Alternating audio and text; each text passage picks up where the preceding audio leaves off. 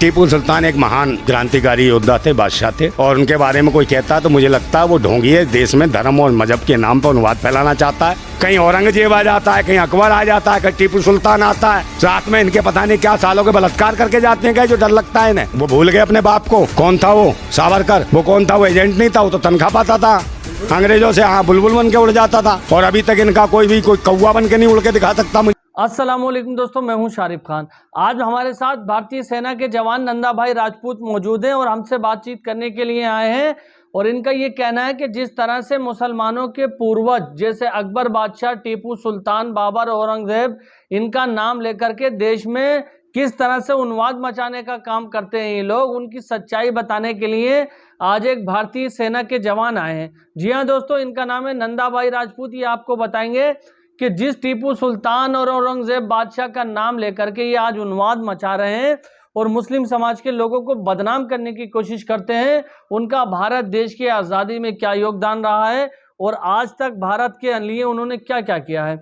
जी हाँ दोस्तों, आपने सुना होगा, आम लोगों के मुंह से अक्सर इस तरह की बातें सुनी होंगी, लेकिन एक फौजी जो भारतीय सेना का जवान रहा है, वर्दी के अंदर बैठ करके दिल ठोक के कहता है कि टीपू सुल्तान और बड़े बड़े ऐसे बादशाह गुजरे हैं जिन्होंने भारत को आज़ाद कराया, जिन्होंने भारत के लिए अपना जान माल सब कुछ लुटाया।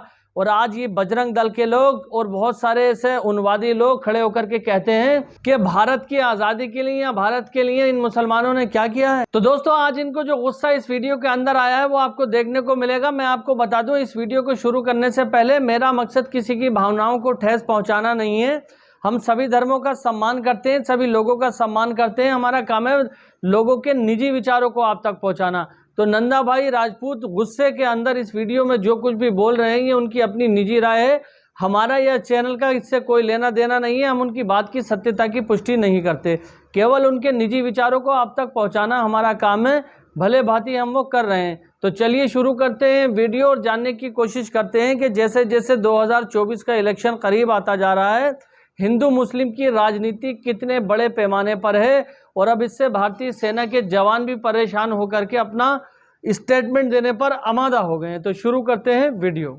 नहीं, टीपू सुल्तान एक महान क्रांतिकारी योद्धा थे, बादशाह थे, और उनके बारे में कोई कहता है तो मुझे लगता है वो ढोंगी है, देश में धर्म और मजहब के नाम पर उन्माद फैलाना चाहता है। समझे ना, इस देश के संविधान के लिए वो लोग खतरा है जो इस प्रकार की बातें करते हैं। औरंगजेब को लेके देखिए भाई, उनका एक समय था, ये पूर्व की घटनाएं हो गई हैं, पूर्व की बातें उठाती है भारतीय जनता पार्टी या भविष्य की बातें करती है। देखिए अंग्रेजों के एजेंट थे, कौन थे, आरएसएस, वो भूल गए अपने बाप को, कौन था वो सावरकर, वो कौन था, वो एजेंट नहीं था, वो तो तनख्वाह पाता था अंग्रेजों से, हाँ बुलबुल बन के उड़ जाता था, और अभी तक इनका कोई कौवा बन के नहीं उड़ के दिखा सकता मुझे। वो बुलबुल बन के उड़ जाता था। इनका कौन था।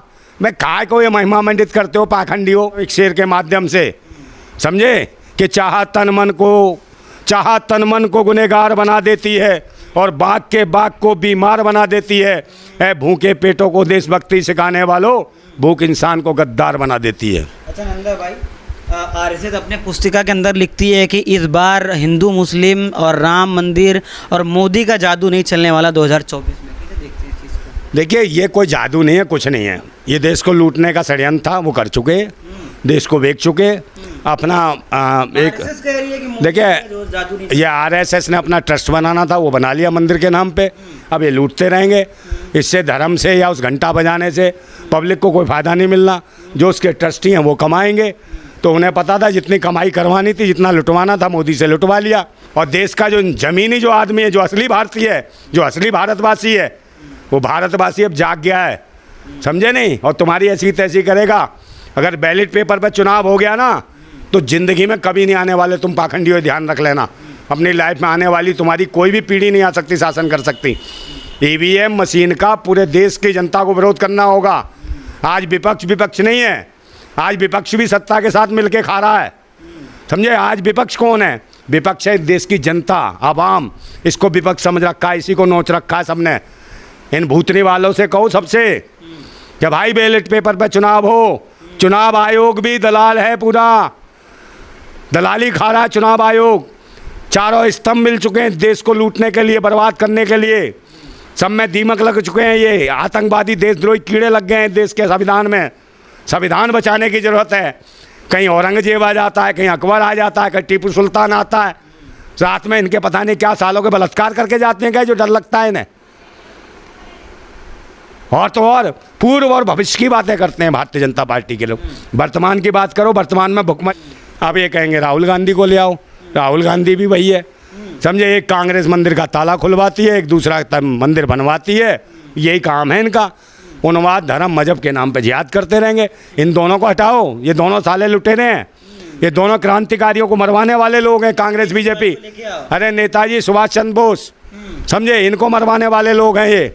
पंडित चंद्रशेखर आज़ाद को मरवाने वाले लोग हैं, शहीद भगत सिंह को मरवाने वाले लोग हैं ये सब एक ही थाली के चट्टे बट्टे हैं।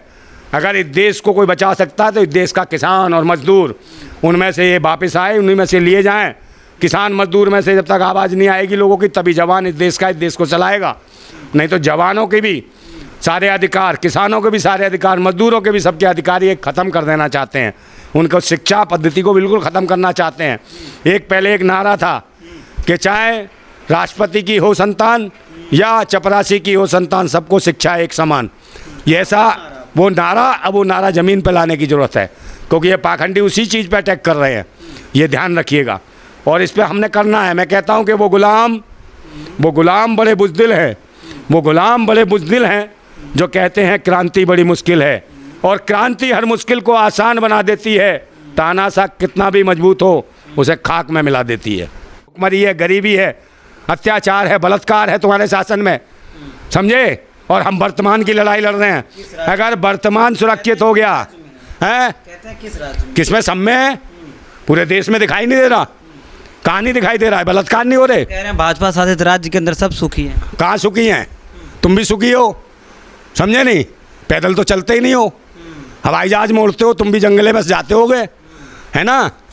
हाँ, तो चप्पल कौन सा हवाई जहाज में उड़ के आया भाई, ये बता।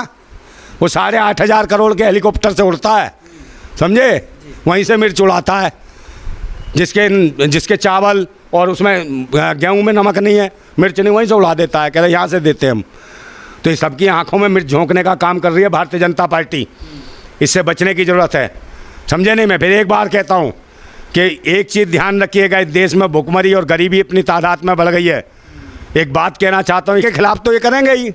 जो इस देश को किसी ने भी कुछ दिया उसको आतंकवादी बताएंगे, देशद्रोही बनाएंगे, कुछ भी बताएंगे, मगर एक यही राष्ट्रवादी हैं साले हरामी जो देश को बेच रहे हैं, समझे नहीं। अब मुझे बताएं, इनके शासन में महंगाई कितनी बढ़ गई है, ये तो तुम्हें पता ही है, समझे। बेरोजगारी कितनी बढ़ गई है, ये भी तुम्हें पता है। कहाँ कहाँ मॉब लिंचिंग हो रही है, ये भी पता है। गाय की तस्करी कौन कर रहा है, ये भी पता है।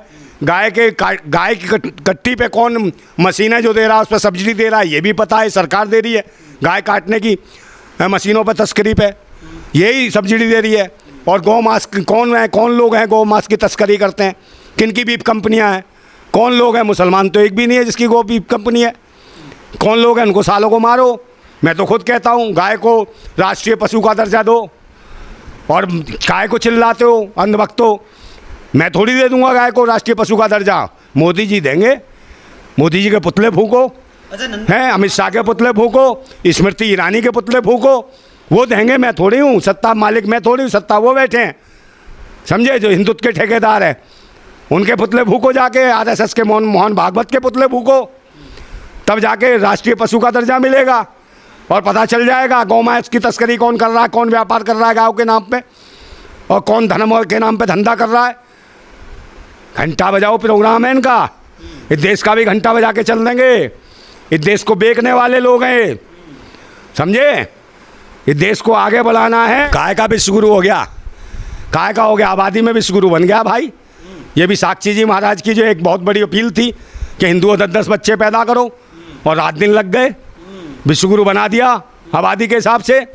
हैं तो एक बात बताइए, वो तो मुसलमानों को दोष देती है। कौन भाई? इतनी अपील हुई तो मुसलमान भी लगे। अच्छा। वो कहाँ देश की आबादी और तरक्की में पीछे हैं।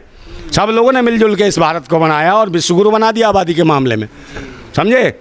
मुसलमान, हिंदू, मुसलमान, सिख, ईसाई, सब जिनको ये कहते हैं, सब लोगों ने तरक्की करी है।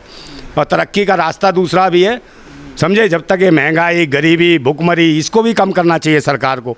इसकी और भी अपील कर। तो उम्मीद करता हूं दोस्तों ये वीडियो देखकर आपको काफ़ी कुछ जानने को मिला होगा। दोस्तों टीपू सुल्तान जो हैं भारत के राजा, जिन्होंने अंग्रेज़ों को अपने एरिया में घुसने नहीं दिया था और पूरे भारत से अंग्रेज़ों को निकालने में बड़ा योगदान रहा था।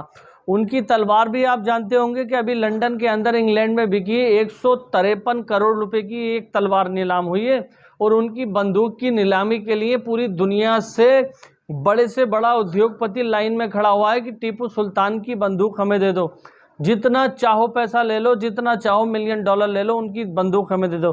लेकिन उस पर रोक लगा दी गई है। तो मैं आपसे ये कहना चाहता हूँ कि जिस टीपू सुल्तान की, जिस अकबर, बाबर, औरंगज़ेब की दुनिया लोहा मानता है, उनका नाम लेकर के आज लोग उन्माद मचाने का काम करते हैं। और ये कोई और तरह के लोग नहीं होते, ये सिर्फ बजरंग दल, आरएसएस, विश्व हिंदू परिषद, जितने भी हिंदू सो कॉल्ड हिंदूवादी संगठन अपने आप को कहते हैं ना, ये सिर्फ वो हिंदूवादी संगठन का जब निर्माण होता है, उसका काम होता है कि धार्मिक बातें करना, लोगों को धर्म की तरफ लेकर के जाना। लेकिन इन लोगों ने पूरा काम उल्टा करना शुरू कर दिया है। बाबा बागेश्वर वाले को भी आप जानते होंगे, बागेश्वर धाम वाले जो बाबा हैं, उन्होंने भी अब कथा का दामन पकड़ करके, कथा के दामन में लोगों को छुपा करके, मतलब किसी पार्टी का प्रचार करना शुरू कर दिया। हिंदू राष्ट्र बनाएंगे देश को और किसी एक विशेष पार्टी को सपोर्ट देंगे। या आपने देखा होगा ना, बहुत बड़ी पैमाने पर ऐसी साजिश रची जा रही है जिसके बारे में अगर आप लोग सोचेंगे तो आपको पता लगेगा कि देश के अंदर 2024 के चुनाव से पहले आखिर ये लोग करना क्या चाहते हैं, किस तरफ देश को लेकर के जा रहे हैं। और जाते जाते हम आपको एक सलाह और देना चाहेंगे कि जब तक ये इलेक्शन निबट नहीं जाए, अपने बच्चों को, अपने आप के ऊपर बहुत ही ज़्यादा ध्यान दीजिए। किसी भी दंगा फसाद के अंदर बिल्कुल जाने मत दीजिए और ना ही किसी दंगा फसादी इंसान के साथ जाने दीजिए। जब ये इलेक्शन निबट जाए तब आप उनको ऊपर यकीन कर सकते हैं बाहर जाने के लिए। फिलहाल अगर आप मेरे चैनल पर पहली बार आएँ तो चैनल को सब्सक्राइब करके बेल आइकन पर ऑल का बटन सेलेक्ट कर लें। इंशाल्लाह फिर मिलूंगा इसी तरह की एक नई वीडियो के साथ। तब तक के लिए खुदा हाफिज़, जय हिंद, जय भारत।